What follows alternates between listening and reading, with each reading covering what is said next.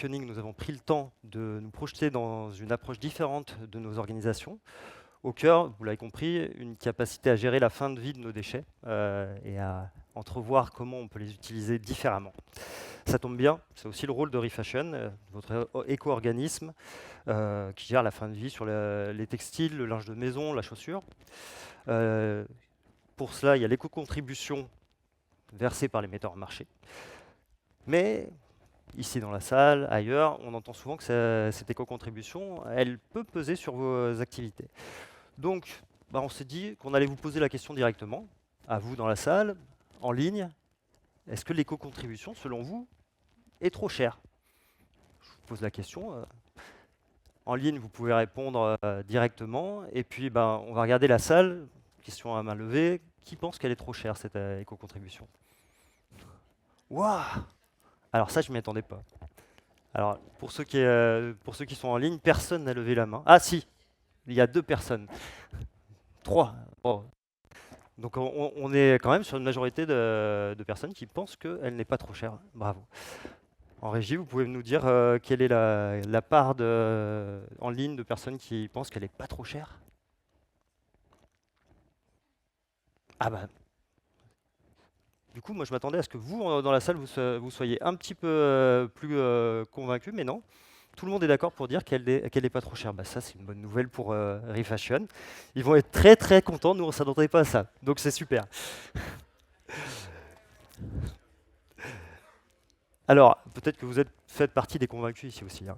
Avant d'ouvrir notre première table ronde, nous avons le plaisir d'accueillir une entrepreneur et économiste engagée, cofondatrice de Lita.co. C'est une plateforme d'investissement impact qui investit dans plusieurs sociétés innovantes dans l'univers de la mode. Elle est spécialiste des questions de care et d'économie responsable. Ça fait un moment qu'Eva Sadoun interroge depuis plusieurs années la manière dont nos modèles économiques peuvent s'aligner avec les enjeux sociaux et environnementaux. Je vous demande d'accueillir Eva Sadoun. Bonjour Eva. Bonjour. Bonjour à toutes et à tous. Vous restez là? D'accord. Bonjour à toutes et à tous. Je suis ravie d'être parmi vous aujourd'hui. La question du secteur textile, elle m'a toujours assez intéressée, que ce soit au niveau effectivement de mon activité d'investissement à impact écologique ou social, ou même effectivement quand j'avais la tête d'Impact France, qui est un syndicat d'entreprises de la transition écologique, qui a voulu effectivement créer une alternative écologique et sociale au MEDEF. Donc vous avez compris, je me suis attaquée au secteur financier et aux organisations patronales. J'aime pas dormir et j'aime pas le challenge. Et en fait, de ces expériences-là, pourquoi la question textile m'a toujours intéressée, c'est que c'est vraiment le miroir finalement de notre économie, dans ce qu'il y a de mieux et dans ce qu'il y a de pire. C'est-à-dire que la question textile, elle appelle à notre capacité à créer, à l'art, à notre affirmation de soi-même. Donc elle permet aux individus de pouvoir se réaliser et de faire travailler effectivement autour effectivement d'un sujet qui appelle à notre créativité. Mais de l'autre côté, on a pu voir en termes de pratique ce qu'on pouvait faire de pire en matière de surconsommation, en matière de surproductivité et en matière de déresponsabilisation.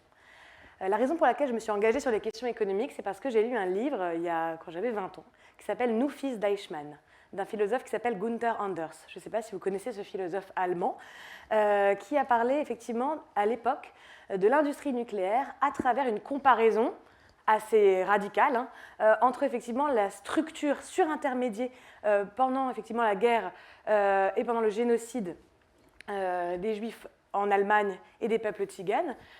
Parce que ce qu'il dit, c'est que nous sommes tous des fils d'Eichmann dans le sens où si le génocide a pu prendre cette ampleur, c'est parce qu'il y avait une chaîne qui était complètement désintermédiée, qui faisait que dans cette chaîne, les personnes travaillaient sans sentir finalement leur responsabilité finale.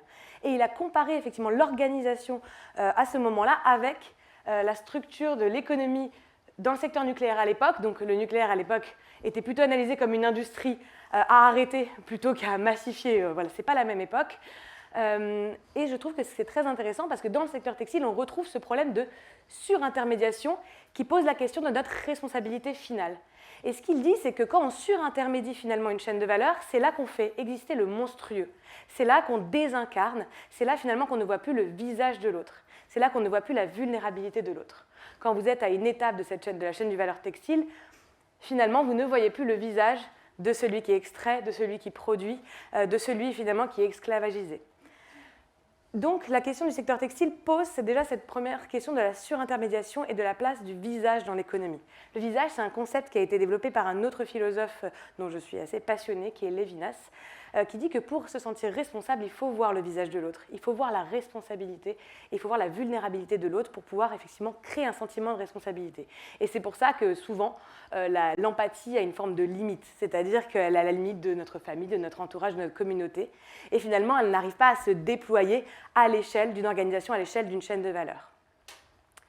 Ça, c'est la première chose dont je voulais vous parler. La deuxième chose, c'est que l'industrie textile, dans sa transition aujourd'hui, et vous, je sais que vous êtes des personnes assez engagées, vous êtes ici déjà, c'est une preuve que vous êtes dans une optique de transformation de votre industrie, mais l'industrie textile est responsable pour le coup d'un autre mythe, qui est le mythe de l'individualisme économique, dont on est aujourd'hui tous les enfants. L'individualisme économique part de l'économiste libéral phare, qui est Adam Smith. Donc, je vous fais une petite anecdote au sujet d'Adam Smith. Sa théorie, elle est basée sur l'idée de la maximisation des intérêts particuliers qui mènent finalement à l'intérêt général. Pour pouvoir faire de la pédagogie autour de son modèle, il a utilisé l'exemple du dîner. Il s'est dit, pour que je puisse avoir un dîner complet, il faut que le boucher ait maximisé ses intérêts particuliers pour me vendre la viande. Il faut que le boulanger ait maximisé ses intérêts particuliers pour me délivrer, me vendre son pain, etc., etc. Donc, il a développé effectivement toute une théorie économique qui part du dîner. Il y a deux choses qu'il a complètement oubliées dans ses modèles économiques, dans ses calculs économiques. La première chose, ça c'est plus communément connu, c'est que l'impact de la décision économique que la décision économique va avoir un impact sur son environnement. C'est-à-dire qu'on ne peut pas considérer que la simple production ne va pas avoir un impact sur son environnement. Ça, c'est plus communément connu. La deuxième chose qu'on sait moins au sujet d'Adam Smith, c'est qu'Adam Smith était un vieux garçon. Donc Adam Smith vivait chez sa maman. Et il y a quelque chose qu'il a oublié dans son calcul économique, c'est qui lui faisait son dîner, qui était sa mère. Et c'est assez intéressant parce que ça nous permet de comprendre deux choses sur les fondamentaux de l'économie libérale. Qu'elle s'est extrait de notre responsabilisation individuelle et de la responsabilisation de notre impact économique, et elle s'est extrait aussi du fait que le soin fait partie, est intégré comme gratuit dans le calcul économique. Et ce n'est pas un oubli, hein. C'est-à-dire que toute la pensée d'Adam Smith est basée sur deux choses. Qu'il y a la sphère productive dans laquelle on crée des richesses, et la sphère du soin qui est censée être gratuite pour que l'économie puisse fonctionner. Et le soin, en fait, en cascade, on le retrouve dans toutes les industries. Et aujourd'hui, dans l'industrie textile, on le retrouve aussi. C'est-à-dire que les personnes qui sont en charge un petit peu du soin dans l'industrie textile, on pourrait penser notamment aux personnes qui vont concevoir et le soin qu'elles vont mettre à la conception. C'est quelque chose qui a effectivement été complètement perçu comme anecdotique, finalement, et qui est aussi responsable des phénomènes de délocalisation massif, etc. Je sais qu'en France, vous devez le savoir, on a perdu depuis les années 80 1 900 000 emplois selon la Cour des comptes dans l'industrie textile. Donc en fait, toute la sphère du soin dans l'économie a été ou précarisée ou marginalisée ou est aujourd'hui gratuite.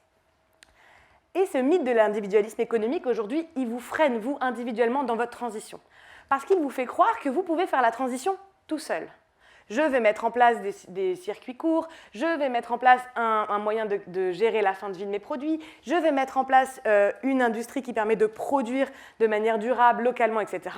Et vous faites face à des enjeux assez normaux, finalement, c'est que vous ne pouvez pas adresser la question de la crise écologique seul. Ce qui est intéressant, c'est que pendant la crise sanitaire, ça, tout le monde l'a compris. Quand, effectivement, on a vécu le Covid, c'était évident qu'il fallait mettre en commun nos ressources pour être capable d'innover, de créer et de passer cette crise.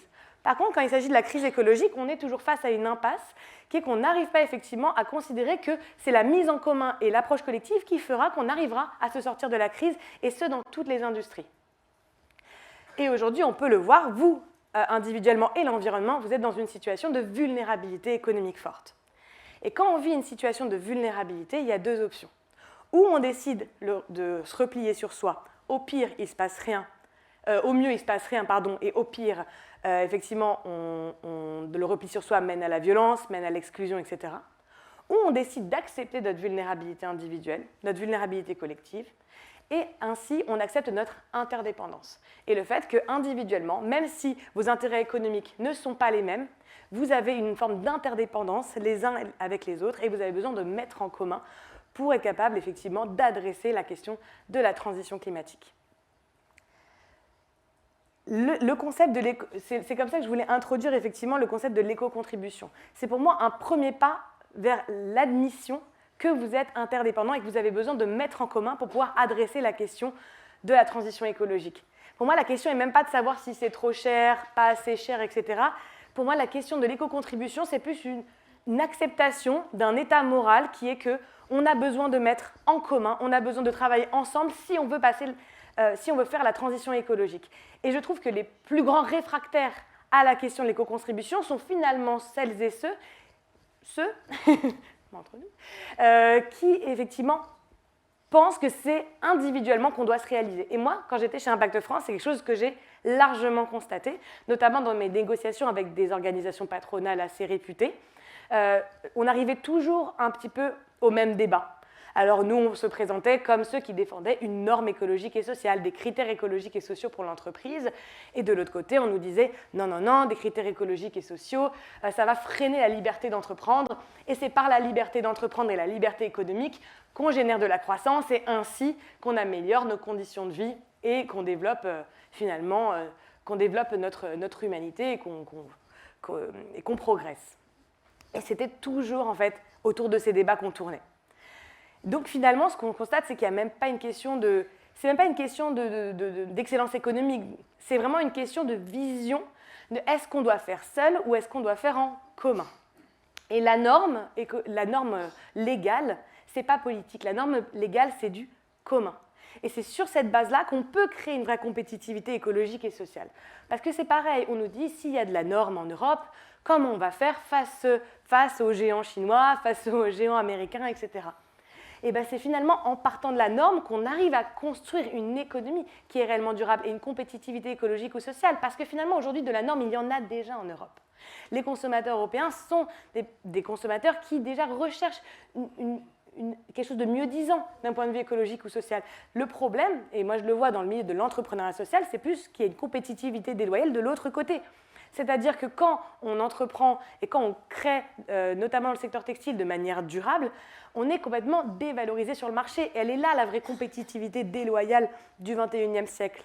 Et je l'ai vu pour des multiples marques, c'est-à-dire qu'on a autant participé à l'émergence d'acteurs qui voulaient reproduire en France. Vous avez sûrement pu voir Velcorex, cette usine alsacienne, qui a permis de relocaliser une filière qui avait été complètement abandonnée et qui, face à des difficultés économiques, il s'agit de quelques centaines de milliers d'euros de déficit.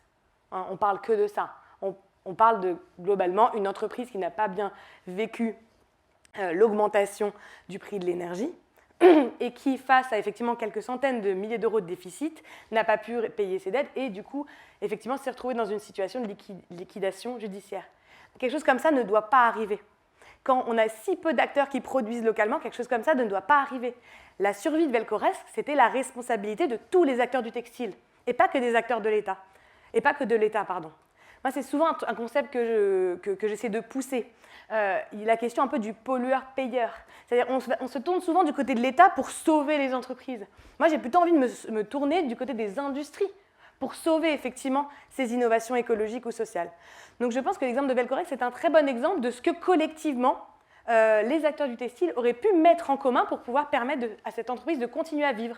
Parce que c'était des acteurs comme des gros, je ne vais pas citer de marque, mais des gros acteurs textiles utilisaient cette usine de production pour pouvoir effectivement produire du lin et pour pouvoir tisser du lin.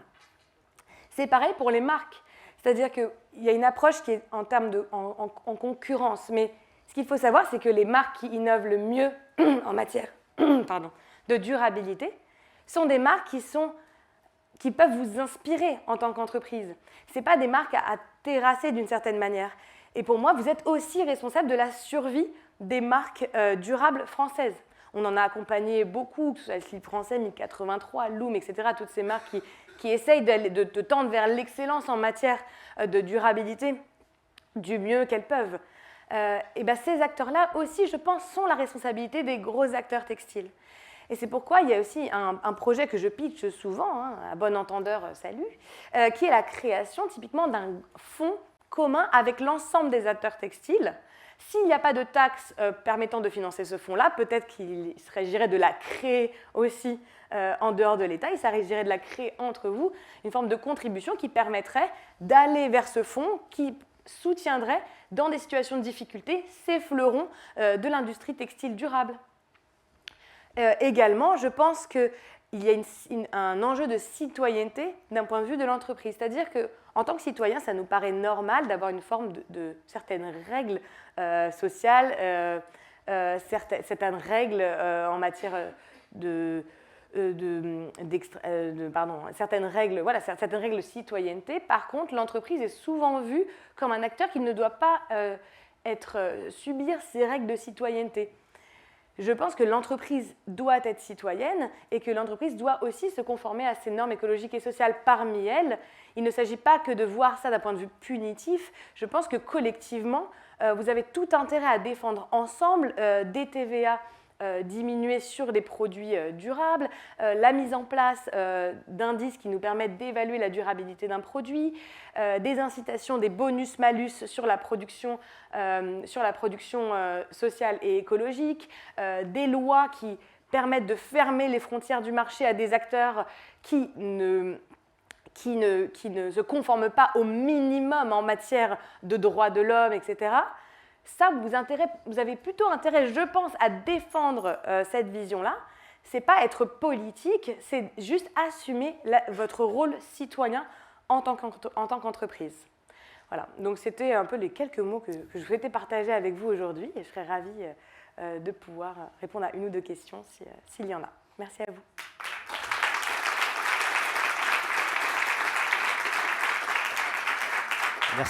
Merci Eva pour cette mise en perspective. Avec plaisir. Je ne sais pas s'il y a des questions. Non, là ça allait plutôt... Parfait. Plutôt calme. Encore une fois, oui, tout est clair. Merci plaisir. Eva. Avec plaisir. Au revoir. Au revoir. Alors on a entendu Eva nous a expliqué qu'il y avait une nécessité de travailler sur les normes, travailler sur le légal, repenser aussi collectivement nos façons de faire. Il y a une question sur les règles du jeu économique. Ces règles du jeu, justement, on va un petit peu les questionner. Alors la question, est-ce que l'éco-contribution est-elle trop chère ? Elle est peut-être un peu dépassée parce que vous êtes, semble-t-il, assez d'accord sur ce sujet. Par contre, on pourra peut-être se questionner sur la perception qu'on a de son rôle, les attentes que chacun a. Et pour ça, on va accueillir les intervenants de notre première table ronde. On va accueillir Hélène Darret, directrice du pôle marque chez Refashion. Bonjour Hélène. Camille Caron, leader RSE chez Kiabi. Clémentine Colin-Richard, administratrice de Paraboot. Julie-Marlène Pellissier, directrice RSE d'H&M pour l'Europe du Sud. Et Dominique Durand, présidente de Carré Blanc. Bienvenue.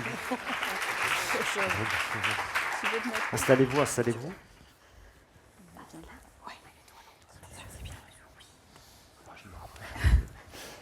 Merci à tous de prendre la parole sur ce sujet. Avant de vous poser les petites questions à chacun d'entre vous, je me tourne vers Hélène Darret pour demander simplement peut-être qu'il est nécessaire de rappeler ce que c'est l'éco-contribution et finalement avec les montants collectés, qu'est-ce que fait Refashion ? Alors c'est une vaste question, merci. On a 4 heures à passer ensemble donc, sur ce sujet assez vaste, non plus de façon très succincte pour pouvoir laisser le temps d'échange de cette table ronde. Juste rappeler peut-être la définition d'une éco-contribution. L'éco-contribution, c'est la somme que les marques versent pour tous les produits neufs, textiles d'habillement, linge de maison et chaussures vendus en France. Donc le chiffre qui s'affiche là et qui est quand même assez colossal puisque en 2024, c'est 3,5 milliards de produits qui ont été mis en vente en France. Juste, ça représente 10 millions de pièces à peu près par jour. Et qu'est-ce que ça induit derrière ? Ça veut dire que c'est l'équivalent de 89 tours Eiffel en termes de poids qui vont devenir demain des déchets qui vont arriver en fin de vie et qu'il faudra en effet traiter. Donc ça, cette partie d'éco-contribution, il faut se rappeler, Olivier, que l'éco-organisme est une société privée à but non lucratif, que nous sommes régis par 2 ministères, le ministère de la Transition écologique et le ministère des Finances, qui écrivent un cahier des charges, qui sont un peu les règles du jeu de la filière, puisque dedans sont contenus les objectifs et un certain nombre de moyens pour y arriver, pour en effet avoir cette prévention et cette gestion de la fin de vie des produits, tout en gardant bien en tête que l'objectif, la mission de l'éco-organisme, c'est d'aider à réduire l'impact environnemental de la filière, donc au travers d'un certain nombre de dispositifs qui sont déjà inscrits et qui vont faire en sorte de pouvoir déployer au maximum l'économie circulaire dont on a déjà commencé à parler. Donc ça veut dire que concrètement, l'éco-contribution, vous êtes l'interface entre les acteurs marchés, le tri, la collecte, le recyclage, la seconde main, tout ça? Alors on est un petit maillon, on est un maillon en effet, on va dire presque au cœur d'un écosystème, mais on est un maillon en tout cas de ce traitement et cette prévention et gestion des déchets. En effet, il y a tout un tas de dispositifs que vous connaissez, qui sont financés par les éco-contributions. Il y a des dispositifs qui sont mis en place, il y a des dispositifs que ReFashion en effet déploie, mais il faut bien garder en tête que c'est la filière qui est actrice de la réduction de son impact environnemental, donc que tous les acteurs autour de cette filière en sont responsables et doivent mettre en œuvre un certain nombre d'actions pour pouvoir entrer dans l'économie circulaire. Et les metteurs en marche sont évidemment encore plus que tout au cœur, puisqu'ils financent l'intégralité des actions ReFashion. Justement, ils financent comment? C'est un prix par produit? Ça coûte combien finalement aux metteurs en marché Vous avez des moyennes, je le sais. Donc, ça coûte Elles sont là. Ouais. C'était donner un peu la moyenne en effet de l'éco-contribution. À remettre on a parlé, le titre de la table ronde, c'est l'éco-contribution est-elle trop chère? Peut-être se remettre un certain nombre d'ordres de grandeur en tête. Aujourd'hui, en tout cas, sur l'éco-contribution moyenne, elle est un petit peu plus de 4 centimes. On voit sur l'écran, en effet, que ça recoupe, en réalité, ça regroupe un différentiel, un écart beaucoup plus important, puisque la moins chère, la plus faible est à 1,7 centime et la plus élevée autour de 19 centimes. Donc cet écart, il est quand même important. Pourquoi? Parce qu'il y a 104 lignes de produits qui sont déclarées et qu'il ne faut pas non plus oublier que cette éco-contribution qui est aujourd'hui de 4 centimes, en 2021, elle était de à peu près 1,6 centime et que demain, dans la projection qui est faite du cahier des charges actuel, donc à projection à fin 2028, l'éco-contribution moyenne devrait arriver aux alentours de 10-12 centimes pour pouvoir financer l'intégralité des dispositifs nécessaires à l'entrée dans l'économie circulaire. Merci Hélène. On voit donc que c'est quand même quelque chose qui est en train d'évoluer. Justement, sur ce prix-là, je me tourne vers Camille Caron chez Kiabi. 4 centimes, on pourrait dire, c'est pas grand-chose. Et pourtant, vous dites, ça a quand même un poids sur votre organisation au sein de l'entreprise. Qu'est-ce que ça a comme impact? Alors oui, c'est un investissement, enfin, c'est un montant qui est important chez Kiabi. Nous, on aime à le regarder plutôt comme un investissement. Et d'ailleurs, ça va être un peu le débat autour de la table. Et à partir du moment où on parle d'investissement, on va rapidement arriver sur des enjeux mais finalement, ça rapporte quoi? Et c'est vrai qu'on est, et je sais qu'il y a Viré dans la salle, et on est en train vraiment en ce moment de un peu se torturer l'esprit en marge de tout le travail qui est fait chez ReFashion, se dire mais finalement, pourquoi? Et je pense que c'est un peu l'enjeu de la table ronde, c'est un investissement. On est tous là, vous êtes patron d'entreprise, vous travaillez dans les entreprises, en fait, quand vous faites un investissement, en fait, c'est parce que vous attendez un retour sur investissement. Et moi, j'aimerais bien qu'on réfléchisse ensemble un peu sur ce pas de côté, même si aujourd'hui, un peu factuellement, on est assez clair que sur ce montant qui est important, toute chose égale par ailleurs, parce que ça dépend de... Je sais que tu vas revenir sur la notion d'équité, mais globalement, c'est quand même lié à ce qu'on met sur le marché, comme une forme de proportionnalité. Mais néanmoins, si on regarde juste les chiffres, d'où la dynamique React, c'est que le retour sur investissement, en tout cas aujourd'hui, il n'est quand même pas satisfaisant par rapport aux objectifs que vous étiez fixés.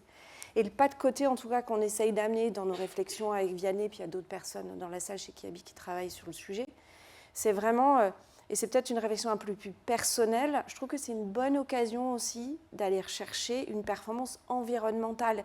Et nous, on a d'autres sujets chez Kiabi sur des investissements financiers, et on va chercher un retour sur investissement environnementale.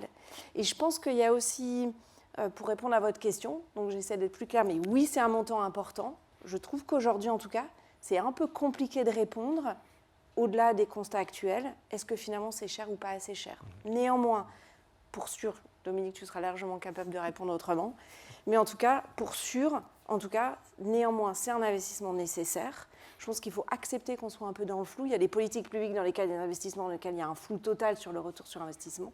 Je pense qu'il est important. Allons-y, c'est un investissement important, il est nécessaire. Travaillons encore sur le ROI. Et moi, je nous amène à avoir une réflexion aussi sur le ROI environnemental. Et je finirai là-dessus. Je pense qu'aussi, on a une réflexion chez Kiabi sur cette notion d'ACV. Vous savez comment fonctionne un ACV? C'est aussi en fonction d'une allocation financière. C'est comme ça, en fait, que travaille une ACV.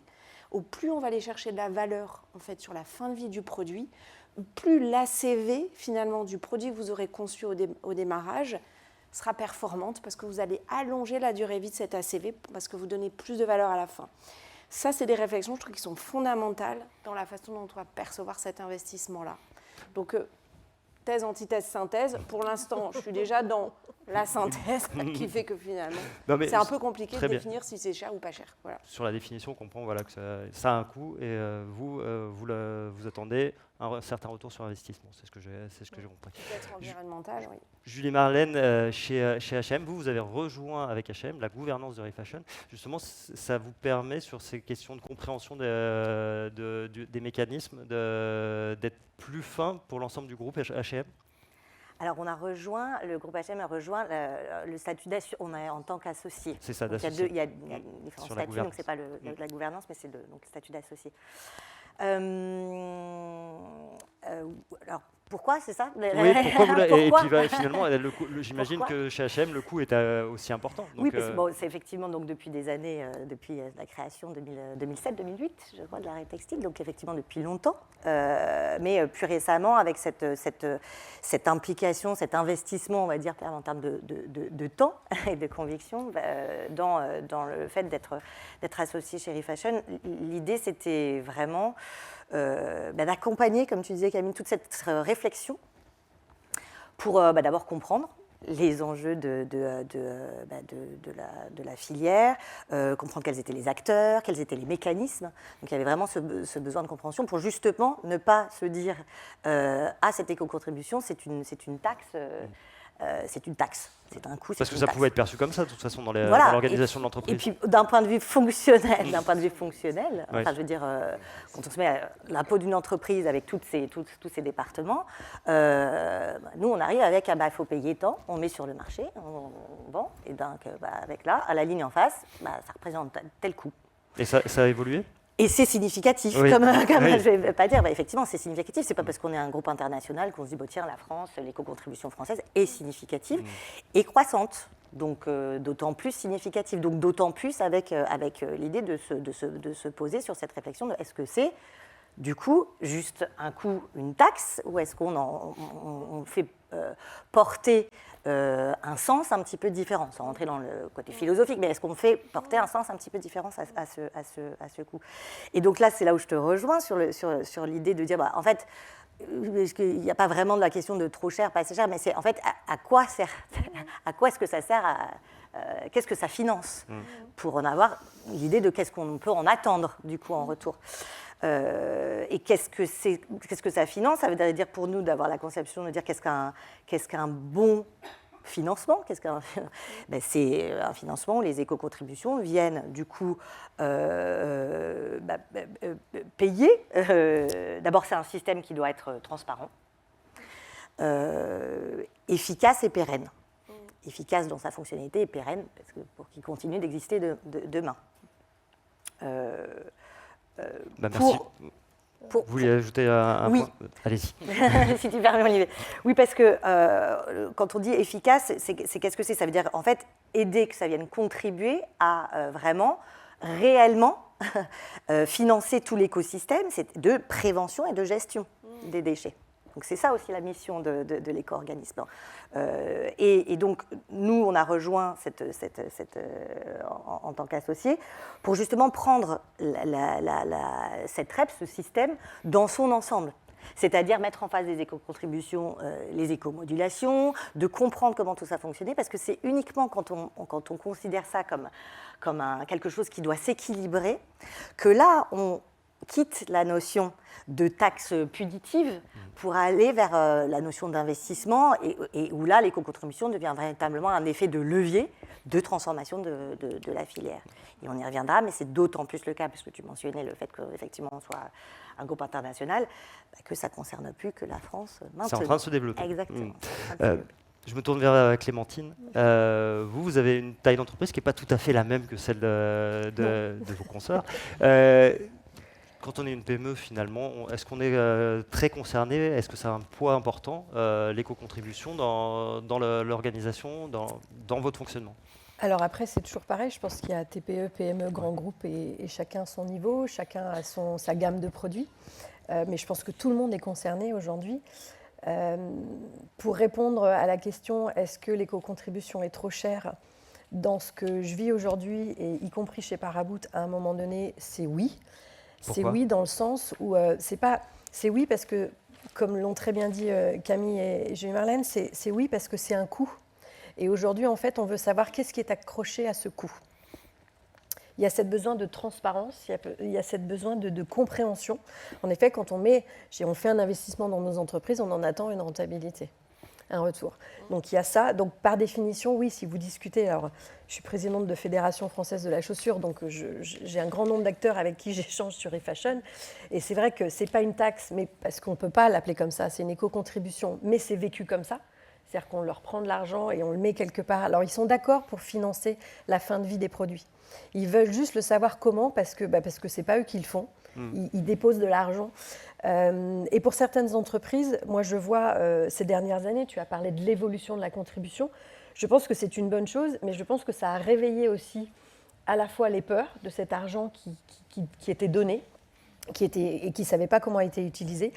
Et cette évolution aussi de l'éco-contribution a, pour moi, cristallisé, parce ça se saurait si on était dans un climat économique facile, et que pour un certain nombre, cette accumulation de centimes peut faire qu'en fait on bascule. On bascule, on n'est pas capable de payer. Et si on paye, en fait, on n'a plus d'activité. Mais sur des entreprises qui ont des produits à potentiellement forte valeur ajoutée, si on parle de 4 centimes, 6 centimes, ça a cet impact-là quand même? Alors, après, c'est une question de volume. C'est sûr qu'il y a la notion du volume. Moi, j'ai la chance d'avoir un produit à forte valeur ajoutée et sur lequel je ne suis pas sur les volumes, même si je fais 60% de mon chiffre d'affaires à l'international et qu'aujourd'hui, on est une PME qui se porte bien en France. Donc oui, ça n'a pas le même rapport. Mais cet argent-là, mes équipes me disent on pourrait aussi faire d'autres choses avec. Il y a toujours cette notion d'investissement et de savoir, et on en reparlera, mais pour moi, donc oui, dans un premier temps. Après, il y a aussi le côté de dire où tout le monde est engagé. C'est-à-dire qu'on sait aujourd'hui, depuis la loi du pollueur-payeur, on met des produits sur le marché. Donc à un moment donné, on est responsable de ce qu'ils deviennent. Et après ça, par contre, qu'est-ce que ça coûte? Aujourd'hui, au niveau de nos entreprises, on ne sait pas le chiffrer. Donc c'est pour ça qu'on a besoin de ce collectif. Et ça infléchit mon oui. Oui, mais, c'est ça.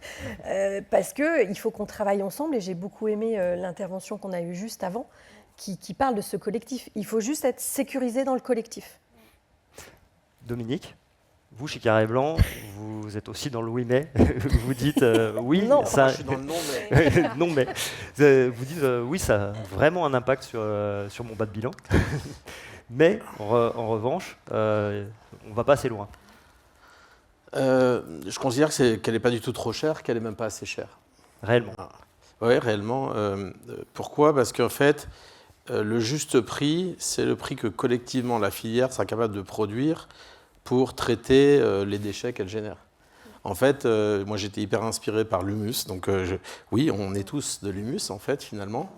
Et dans la filière, il y a les metteurs en marché, il y a les acteurs de l'économie sociale et solidaire. Il y a les acteurs de l'aval qui ne sont pas assez nombreux pour traiter toute la matière. Et tous les enjeux de la filière sont là, en fait. C'est d'arriver à organiser un écosystème de manière différente de la manière dont il a toujours fonctionné. Et en fait, alors j'ai cette chance, cette liberté. Je disais à Hélène, on devrait certainement faire le Refashion Day des dirigeants. Parce qu'il y a des dirigeants certainement dans la salle, mais vous êtes déjà très engagés. Il y a beaucoup certainement de responsables RSE, dans l'offre, etc. Vous êtes déjà engagés. Mais c'est important que les dirigeants s'engagent. Et moi, je nous incite chacun à agrandir les miroirs dans nos salles de bain, partout, pour regarder et se dire, OK, moi j'ai 55 ans, maintenant, enfin bientôt. Je me suis regardé dans la glace il y a quelques années, au moment où je savais que mon entreprise allait être en vente, et j'ai décidé de la racheter pour lui donner cette liberté. Pourquoi ? Parce que je me suis dit, je fais certainement partie de la génération qui a commencé à travailler sans savoir. Aujourd'hui, on sait, il y a un coût écologique de ce qu'on fait, il y a une responsabilité écologique, et qu'est-ce que j'ai envie de laisser à mes enfants ? Et en fait, je reviens à un truc, c'est la mission, en fait. On a tous une mission dans l'entreprise, où qu'on soit dans la chaîne. Et quand chez Carré Blanc, des jeunes arrivent, on leur dit « Ce que je te demande, c'est de prendre la mission d'aujourd'hui. Des gens l'ont occupée quelquefois avant toi. Et le jour où tu la rendras, parce que ça arrivera, de l'avoir rendue plus belle, plus intelligente, plus tournée vers l'avenir. » Et moi, je considère que c'est exactement le rôle d'un dirigeant. Carré Blanc est beaucoup plus grand que Dominique Durand. En plus, je ne suis pas le fondateur, c'est d'autant moins difficile, effectivement. Et un jour, j'espère la transmettre en bonne santé, et fière du projet qu'elle mène. Et je pense que si on le transpose collectivement, on a tous un rôle à jouer tous ensemble, parce que Carré Blanc est trop petit pour le jouer tout seul. Donc j'en reviens au juste prix, parce que je n'ai pas répondu à la question, comme les grands politiques. Le juste prix, c'est le prix que coûtera le fait de traiter l'ensemble des déchets qu'on produit. Les évaluations de REACT nous mettent entre 10 et 12 centimes. On est à 4, ça veut dire entre 2,5 et 3 fois plus cher. Donc, REACT, juste pour rappeler ce que REACT, c'est le projet sur lequel on agit collectivement pour que le cahier des charges qui est en cours de discussion évolue au service d'une filière au service d'un refashion qui catalyse les énergies pour mettre en place une filière qui traite l'ensemble des déchets de façon très différente de ce que ça a été. Et notamment, travailler énormément sur la filière aval pour multiplier les exutoires et les plus vertueux possibles. Avec une transformation qui est hyper longue, puisque l'outil post-consumer est quand même faible au regard des enjeux. Et puis aussi en amenant les acteurs de l'ESS, et notamment l'acteur le plus important, à se transformer parce que, et c'est là où j'en viens, là où elle pourrait être trop chère, elle pourrait être trop chère si Refashion, si collectivement, si les acteurs de l'ESS, si les outils aval faisaient monter l'addition. Donc en fait, vous rejoignez les propos tenus. Alors je ne le vois pas comme un investissement, moi je le vois comme un... Mais bon, on joue sur les mots, et puis je sais très bien qu'à la fin on est d'accord tous les quatre. Non, parce qu'on est hyper engagés tous dans cette transformation, et on est hyper respectueux des tailles respectives. Après, on est tous concernés par cette éco-contribution, qui n'est pas une taxe, parce que ce qu'on demande, c'est, contrairement à la tendance que peut faire l'administration, d'optimiser à Refashion et à tous les acteurs, d'optimiser l'argent qu'on leur confie. Et donc, le juste prix, c'est celui qu'on sera capable de créer. Ça responsabilise tout le monde, nous, de contribuer, et les acteurs Refashion et les autres, d'arriver à le faire, pas pour le moins cher possible, parce que là aussi, en aval, il faut rémunérer les gens. On parle de Chine. Moi, ce qui m'embête dans ce modèle, c'est qu'il n'y a plus de rétribution de la valeur humaine tout au long de la chaîne. C'est-à-dire que la moitié des jobs dans la salle disparaissent. Il reste le patron riche avec son hélico. Mais en fait, est-ce que c'est la vie qu'on veut mener ? Non. En tout cas, moi, j'ai répondu à ça. C'est pour ça que j'ai, avec un ami, racheté l'entreprise pour lui donner cette liberté. Et le juste prix, si c'est 10 centimes, il faudra qu'on soit collectivement capable de l'expliquer aux consommateurs. Et j'en viens à un dernier truc, le rôle de l'État, qui, dans le cahier des charges actuel, nous empêche d'afficher l'éco-contribution, ce qui, pour Carré Blanc, est débile, parce que donc les gens arrivent, achètent une couette, comme on n'est pas sur la même rep, il y a une éco-contribution affichée, et ils arrivent à côté sur une housse de couette, il n'y a rien d'affiché. Donc c'est absurde. Et si on veut responsabiliser le consommateur, il faut pouvoir lui expliquer, et donc il faut pouvoir l'afficher. Voilà, donc on est tous de l'humus. J'en appelle à l'ensemble des dirigeants, ou même l'ensemble de chacun d'entre nous, de dire quel rôle j'ai envie de jouer dans cette société. Et quand on a des interventions comme le début de soirée, par rapport au business, franchement, je pense que c'est le plus important. Justement, vous dites quel rôle on veut jouer, vous parlez du collectif. Camille, vous, chez Kaby, vous dites justement qu'il vous essayez d'insuffler un esprit collectif et voilà, que le message soit transmis dans toute la structure qui habite. Vous pouvez expliquer comment vous procédez et puis pourquoi vous faites ça finalement? Alors, c'est pas Camille, hein, je salue d'ailleurs, il y a Caroline et Vianney dans la salle qui font juste un travail formidable. Je voudrais quand même revenir juste sur quelque chose que tu as dit, Dominique, et là c'est peut-être plus Camille qui parle, et ce qui m'interpelle en même temps quand je nous écoute, en tout cas, moi, une conviction profonde qui est la mienne, j'adore le projet de celui dont on parle. Pourquoi? Parce que finalement, il y a quand même peu d'opportunités où public-privé se parlent. Et ça, je trouve ça juste génial. Ça veut dire que quelque part, et on a des débats tard le soir avec Vianney, on se dit, mais finalement, on a quand même un impôt, une taxe, peu importe la façon dont on a envie de l'appeler, on a quand même entre les mains l'argent. Quand on est aux impôts, globalement, on les paye, on ne sait pas trop ce que ça donne, on est tous confiants sur le modèle social, que moi, personnellement, j'adore. On n'est pas là pour faire de la politique. Mais néanmoins, je trouve ça génial et d'être collectivement là. On a une manne financière, on a la capacité, on a l'argent et le destin entre nos mains. Donc, je vais juste te dire aussi, peu importe en ce moment les débats qui sont en train de se passer, parce que merci Hélène, vous avez mis le sujet sur la table, parce qu'on sait très bien qu'on entend tout et qu'on n'est pas dans l'art du compromis. Hein, on est un peu le reflet aussi de ce qui se passe dans nos gouvernements entre nous. Mais c'est dommage, j'espère qu'on y arrivera. Mais néanmoins, c'est quand même formidable. On a la capacité, le principe, c'est qu'on a même l'argent pour organiser notre destin. Donc ça, juste pour dire, je trouve ça quand même assez inédit, assez formidable, il faut le ressouligner. Ça existe assez peu. Et l'autre chose qui me frappe, c'est la notion de temps. Enfin, en tout cas, nous, chez Kiabi, et moi, Camille, j'aime le voir comme un investissement, et je reviens là-dessus. Et ce qui m'a interpellée quand on dit c'est cher, pas assez cher, il y a quand même une notion de momentum. Je veux dire, à un moment, c'est pas assez cher maintenant, plus tard, c'est un investissement qui est à ce jour, dans la contribution, j'espère, dans ce qu'on va écrire, une trajectoire. Enfin, tu vois aussi, il y a aussi cette notion, c'est difficile de répondre à la question, c'est cher maintenant, mais est-ce que c'est moins cher demain? J'espère, parce qu'on est tous là pour se dire que ça va créer de la valeur quand même. Si je peux me permettre, ça nous paraît cher maintenant, parce que ça a été multiplié par beaucoup, Exactement. en peu de temps. Mais en fait, c'est cher parce qu'on ne l'a jamais payé. Et parce qu'on n'a jamais collectivement assumé le coût de ce qu'on faisait. Mais encore une fois, ça revient de... Moi, j'en reviens, je suis toujours un peu gênée par c'est cher maintenant, mais pas plus tard. Donc, il y a toujours ce c'est cher dans une trajectoire à 10 ans. Enfin, voilà, un investissement, il s'amortit, quoi.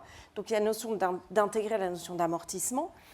Et en même temps, j'ai toujours un peu gênée pour le pourquoi. Enfin, tu vois ce que je veux dire? Il y a quand même une mesure d'impact qu'on n'a pas. Mais je pense qu'il faut accepter, peut-être ensemble, Hélène, de dire, en fait, on ne sait pas. Je fais l'analogie, nous, on a investi à travers Reforest Action sur des actions. Mais je me creuse la tête de me dire, parce qu'évidemment, mon DG me dit, c'est beaucoup, 500 000, c'est pas beaucoup. Je dis, en fait, j'en sais rien. En fait, juste, j'en sais rien. Par contre, j'ai la conviction qu'il faut le faire, et parce qu'il y a une notion de bien commun en plus dans notre discussion, donc c'est vachement compliqué. Cette conviction, est-ce qu'elle a... Alors juste, je vais quand même répondre à votre question, la politique, je reviens à votre question. Donc oui, ce que font une Caroline et une Vianney dans l'entreprise, tous les jours, en fait, ils vont expliquer, en fait, et encore pas plus tard que hier, Vianney était avec notre DAF, et on réexplique, et on réexplique. Et on réexplique pour vivre ça comme un investissement, puis qui nous aide dans l'intelligence collective. Bien sûr. En fait, à votre avis, ça sert à quoi? Qu'est-ce qu'on peut imaginer? Quelle valeur on peut aller créer? Quel ROI toi t'imagines? Et donc, on passe un temps de dingue, il passe un temps de dingue à expliquer. Et puis, j'aimais bien ton point. On va donner la parole à... Je vais dire, je vous passe la parole parce que, regardez, il nous reste très peu de temps. Où vous le mettez dans le compte d'exploitation, c'est fondamental. Où ça se loge dans le PNL, c'est fondamental. Julie Marlène. Oui. Est-ce que justement ce concept d'évolution, d'intégration dans le PNL, de tous ces sujets-là qui sont très spécifiques à la France jusque-là, vous, sur les marchés européens, avec les REP dans différents marchés européens, ça vous aide aussi à préparer le terrain sur d'autres marchés? Est-ce que la situation, est-ce que l'expérience française vous sert de bonne base? Clairement. Ouais. La réponse est oui. La situation, c'est pas un oui, mais oui, un grand oui. Parce que, effectivement, la situation française est la seule qui existe est jusqu'à date, et que maintenant, la date, momentum est en train vraiment de se transformer. Donc oui, nous, d'un point de vue comme un groupe international, on considère la REP textile bien au-delà du cas de la France. Et on prend le cas de la France comme un très beau terrain exploratoire pour voir ce qui fonctionne, ce qui ne fonctionne pas, d'où effectivement notre investissement également dans ce projet-là que tu évoquais. Et donc, qu'est-ce qu'on voit à l'échelle européenne, parce qu'effectivement, c'est l'échelle mondiale, mais on va prendre le bloc européen. Effectivement, les REP textiles vont se développer, alors de façon différente d'un pays à un autre. Certaines vont avoir déjà des éco-organismes existants, d'autres non, d'autres ça se crée, comme en Espagne. Donc ça, c'est un enjeu pour tous les metteurs en marché qui vont aller sur ces marchés-là aussi. Voilà, donc nous, quand on vend un t-shirt, on vend le même t-shirt en Espagne, en Italie, effectivement, en Belgique, etc. Donc c'est vrai que ça devient d'autant plus un enjeu. Donc le positif, c'est que ça se structure, oui. Ça y est, donc, mais on va parler justement du collectif, c'est que ça met d'autant plus un enjeu sur l'harmonisation de ce qui se monte chacun dans chacun de ces pays États membres de l'Europe. Et pourquoi c'est clé? Parce que sans harmonisation, sans collectif dans la construction commune, et ben en fait on perd la cohérence, on perd le fil rouge pour que toutes ces entités, qui vendent dans tous les marchés, soient incitées à investir du coup dans des produits de qualité, parce que par exemple l'éco-modulation va reconnaître ce produit de qualité en Espagne, en Italie, etc., avec ce même produit. Donc là en fait on fait un effet d'échelle, et c'est comme ça qu'on fait l'effet de levier, c'est avec cet effet d'échelle. Donc l'Europe là-dessus est clé, l'harmonisation est clé, la mutualisation est clé. C'est-à-dire, par exemple, s'appuyer, que les éco-organismes s'appuient sur les bons acteurs de recyclage à l'échelle européenne. Ce que vous avez initié avec Euratex, Refashion, ces forums qui mettent autour de la table les éco-organismes pour qu'ils puissent comparer leurs expériences, s'harmoniser, ça c'est clé aussi. Politiquement aussi, tu parlais d'une harmonisation aussi à l'échelle européenne pour que les éco-modulations tendent vers le SPR. Donc on ne va pas rentrer dans les critères, mais qui va faire que tous les acteurs aillent dans la même direction pour l'éco-conception. Donc voilà, ça, l'harmonisation, c'est clé là-dessus, l'harmonisation, la mutualisation à l'échelle européenne, pour que le système soit efficace. Merci. C'est intéressant d'avoir cette vision un peu plus moins franco-française et un peu plus européenne. Je vais vous demander à tous les quatre de faire un peu une synthèse, mais surtout de vous projeter sur vos attentes finalement dans les prochains mois, prochaines années. Comment vous voyez le rôle de l'éco-modulation, et puis ce que clairement vous attendez, vous, pour votre activité, les éléments clés. Je commence par Clémentine. Je commence. Alors, moi, tu as parlé d'effet de levier, et je tenais quand même à dire aujourd'hui, on parle de volume. Ouais. Ce matin, Gaspard nous a parlé on ne parle pas de décroissance, en effet, moi, j'aime pas ça, mais on ne parle pas de course à la croissance, c'est une croissance raisonnée, c'est consommer autrement. Et je pense que ça doit être aussi intégré dans les éco-organismes, parce qu'on a une multiplicité d'entreprises, une multiplicité de produits. La chaussure, je suis désolée, ne se recycle pas comme un t-shirt ou même comme une thé d'oreiller. Donc il y a des complexités à prendre en compte. Et c'est une notion d'effet de levier, tu parlais. Mais pour moi, c'est une notion aussi d'équité. On parle souvent d'égalité, mais pour moi, l'équité est plus forte. Et j'ai un exemple, par exemple, je pense que tout le monde connaît la PAC, la politique agricole commune. Elle a beaucoup d'avance sur Refashion, on a déjà plus de 10 ans, mais elle existe depuis beaucoup plus longtemps que ça.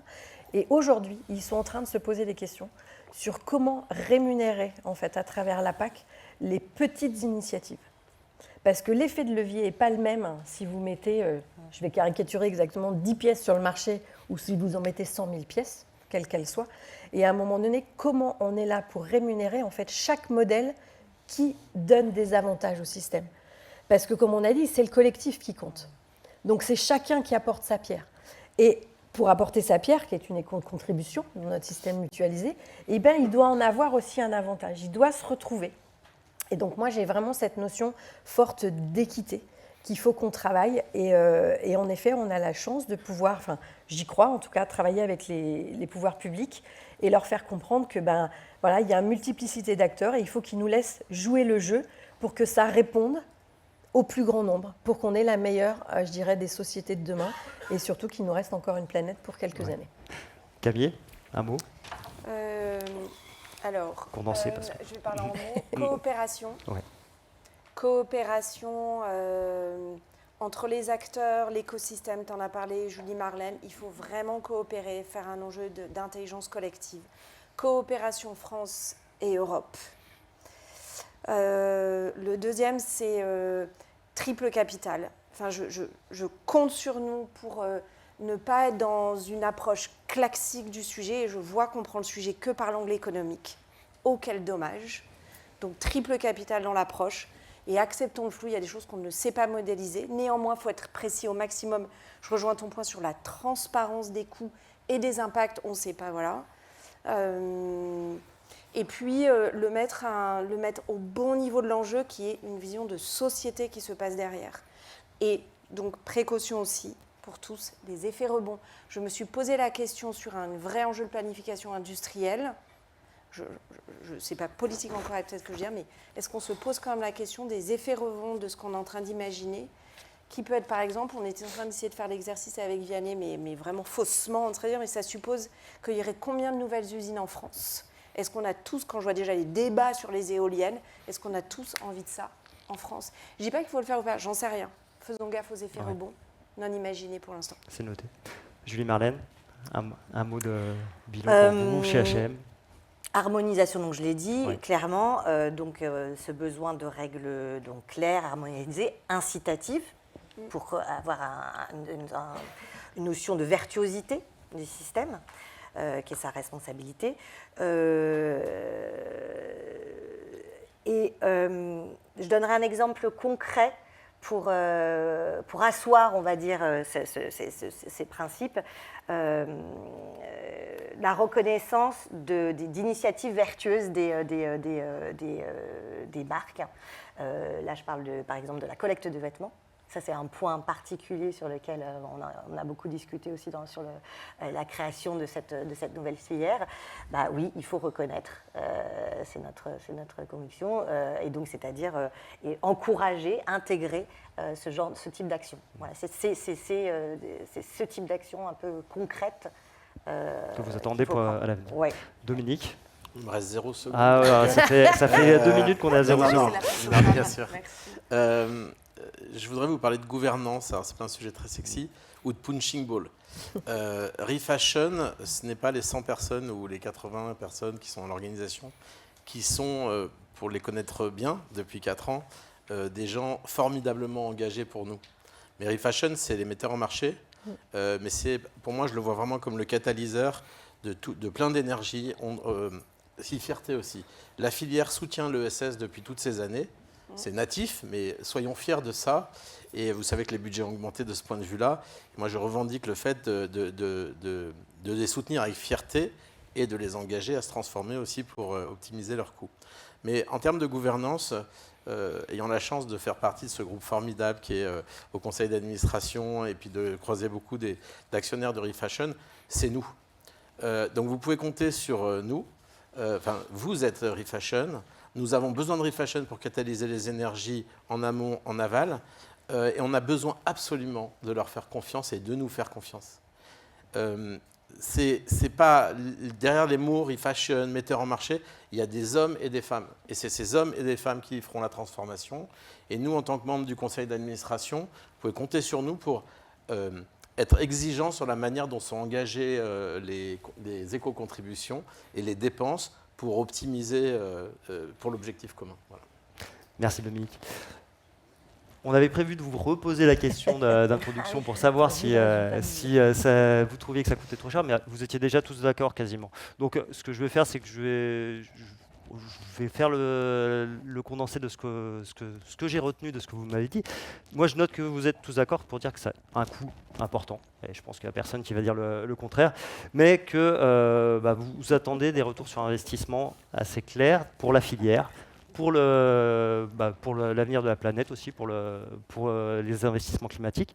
Et aussi, pour vous, je comprends aussi qu'il y a un retour sur investissement. Vous attendez aussi une valeur dans tous ces changements qu'on vous demande, ou en tout cas dans lesquels vous engagez.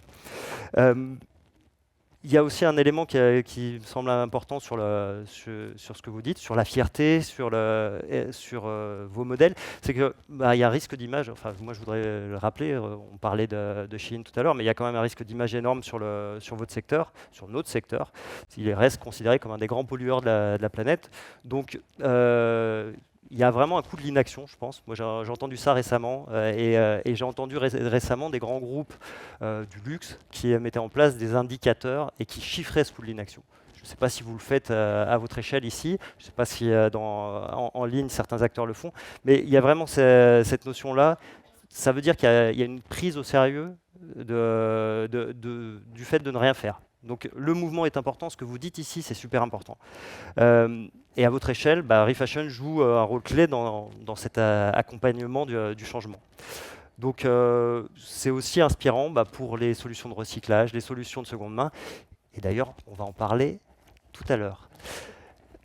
Je vous invite maintenant, c'est l'heure de la pause. Merci à tous pour cette table ronde.